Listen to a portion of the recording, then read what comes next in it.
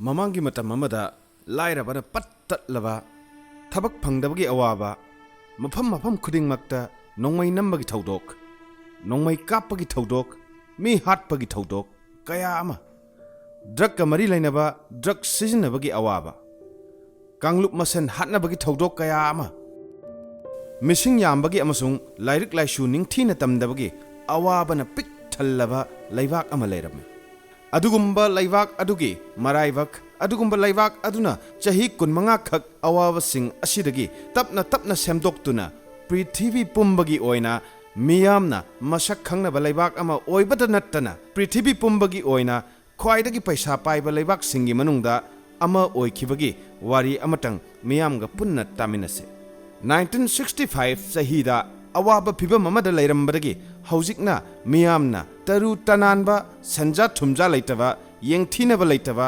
aranba mawong amada mihat mipun laikhidraba hingbada miyoiba amagi masagi hingbagi adhikar laijana hingba ngamlaba yamna su chaukhatlaba laibaki oina sen thum marang kaiba laibak ama oina chahi kunmanga khaktang changna onthokkhibagi warini Prithvi laibak pumbagi map yengbada hektamak phangbangam aduga laibak asigi maming khaktabada yamna chaukhatpagi mami adumak lakpa laibakni nongpok amasung awangda Malaysia na question ba kha maikai amasung nongchup maikai dana Indonesia na question duna lairiba lamni Singapore ima laibak Manipur gi pak zawbadi 22,327 square kilometer ne aduga Singapore di supnagi 734.3 square kilometer ne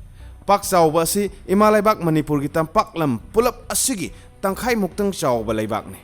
adubu piklaba laibak manung asida miyoi lak yangkhai tare na khunda duna lai masina mi kungbagi chang onbada square kilometer amada miyoi lising nipan ga supna kunni pan muk khunda duna lai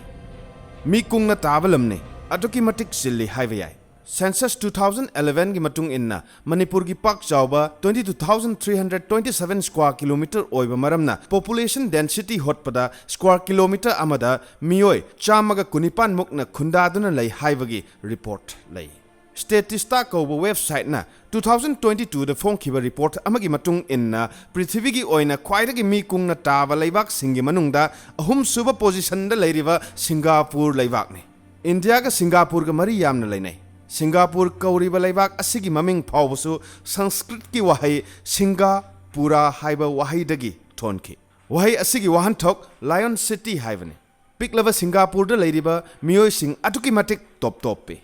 Singapore da maru oina khwaidagi mising yamna tongan ba lining sale Buddhist Christian Muslim Taoist amasung Hindu lining na chingba chatpa miyoi punmak yamna nungsi chanana laiminai haibagi report lei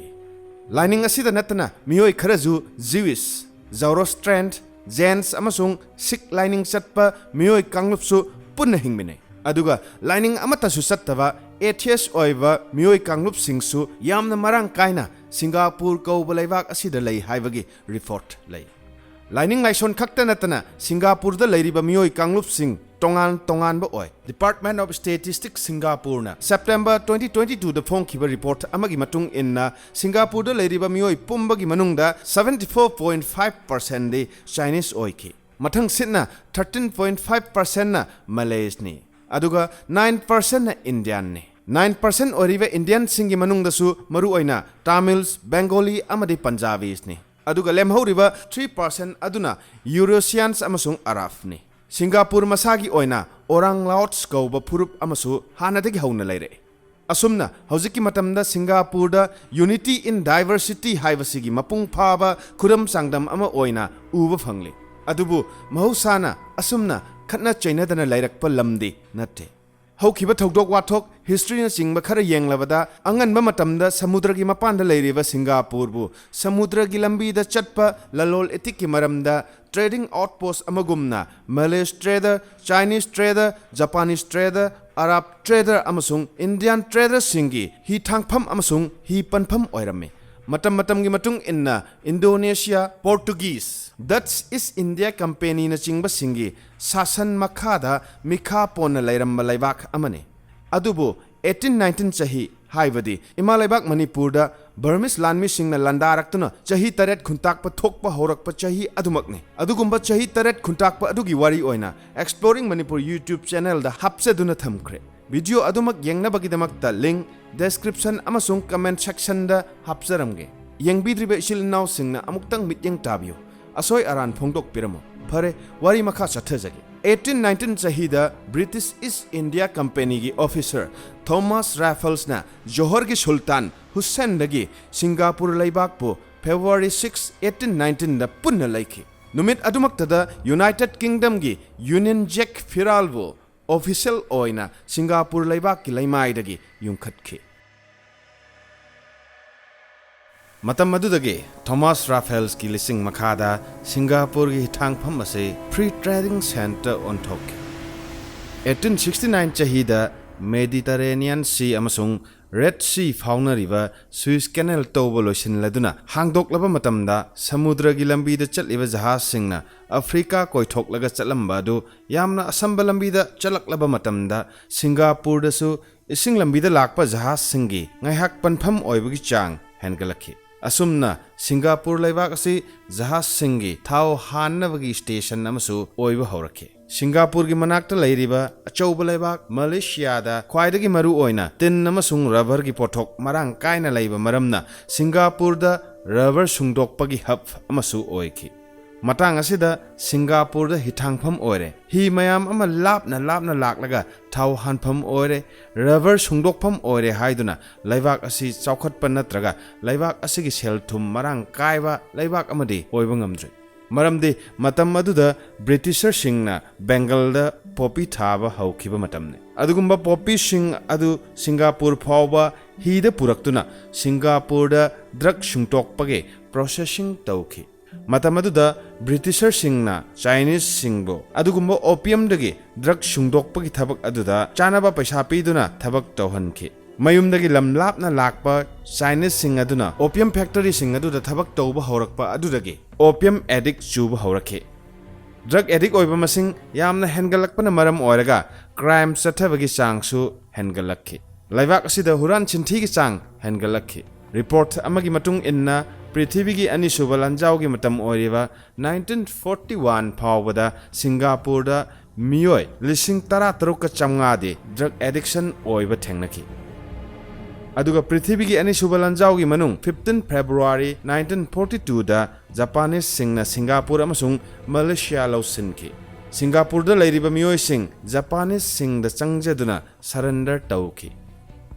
matam madudagi hauna makha tarakpa chahi ahum makhai mukti Japanese singna Singapore pumlo loksinduna Singapore bu loilam oina Japanese singna panki matam madugi Japanese lanmi gi miot minai aduki matik tamthi Singapore da lairiba miyoi ayambada miot minai chathai hospital da lairiba anaba phawbada lemna thade Singapore gi hanagi lanmi singbu lan gi lanfa oina tamthina ot naiba namdana awaba thabak suhan ban chingba tawi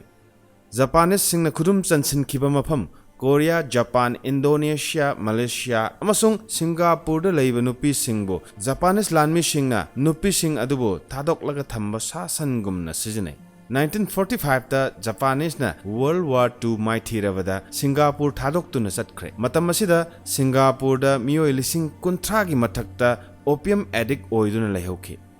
Jwar sanaba amasung nupi singna masabu paisa kharagi yonbagi thabak hengalakki Singapore da lairamba yumkai ayamba langi saithengna akai atoi thokki lairabagi chang thabak phangdabagi chang laina sandokpagi chang chaba phangdabagi chang atop kudong chadaba kaya ama khanghen hengalakki Singapore matam maduda slum colony ama oire Prithivigi ani suba lanjau loikraba matung British na amuk hanna Singapore paisinduna British military administration gi makhada laingakna ba hona khiba singi matangda gas ising amasung mai gi lairamba khudong chadaba sing adudagi khara makhaidi British military administration gi makhada phanghanki Singapore da lairiba miyoi singna chaba phangdabagi khudong chadaba se khara makhai koknaba people's canteen hangdoktuna ahongba mamalda British military administration gi makhada chana thaknaba phanghanki 1948 da Singapore da sit kharagi election tawduna miyam gi rights phanganki matam adudagi hauna Singapore gi constitution semba hauki Constitution adumak 1955 amasung 58 ta amuk hanna semdok semjin tawduna yengsinlaga 1959 da proper full scale election oina Singapore laibak ta phangthokle mikhal aduda People's Action Party samna PAP gi Secretary General oriba yamna naha oriba Lee Kuan Yew na mai paktuna Singapore gi ahanba Prime Minister oiduna miyam mangna wasak lauki ahanbada Lee Kuan Yew na Singapore maning makha tamba laibak ama oina maromdom lepchana panba ngamloi haina khanki adumna 1963 da Singapore na Malaysia da tinnaba hainaraduna Malaysia gi laibak apunbada Singapore tinki adubu Malaysia da lairiba laingakna Singapore na tinsilakpa punsilakpa makhoina pamkide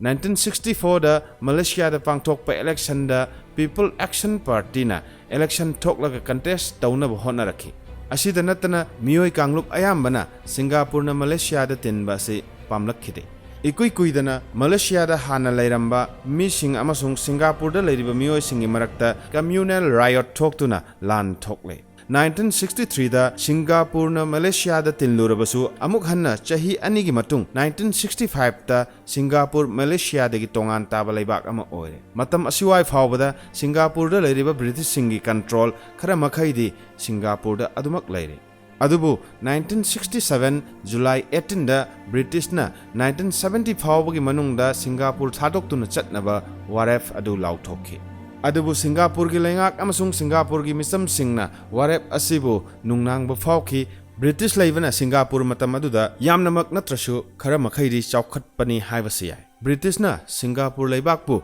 maning makha tamna hingnabagi lambi da chatpada mateng pangi British forces singda Singaporean sing ayamba thabak phange amasung thabak pe adumakna matam adu phawbada Singapore masagi lanmi phawba leitriba matamne maram aduna British singna chatkhravadi makhoi masana masagi laibak ngakpa ngamloi haibase makhoina thajai adumna oibana Lee Kuan Yew na British ta makhoi chatpi khidanaba matam khajiktang pibinaba haijarabada 1971 phawbagi matam piraduna yanare matam asimakni Singapore gi khwaidagi waba mikuf hanadagi hauna lairabana pik thalnaba chaba thaknaba marang kaidraba thabak phangdabana harol singna masing yamna lairiba drug addiction oiba miyoi sing masing yamlaba asigumba problem asigi mathakta Malaysia da tinjaduna laibak chaukhat kadra khanlubadu communal riot thoktuna laibak ani khaibok khaina amuk Singapore matom da lairak matam asida natana amuksu Singapore de laihau phabalam amasu natte karigumba pothok amata marang kaina phangde amukasu Singapore laibak aduda drug addict oiba miyoi masing yamna laibana crime aduki matik lairiba matamne British na khara ngaklau piringai atenba matam asida Singapore Prime Minister Lee Kuan Yew na Singapore laibak pu matau karamna wana semgalakkhibage haibadu mathang asida yamna maru oiri makha tana taminase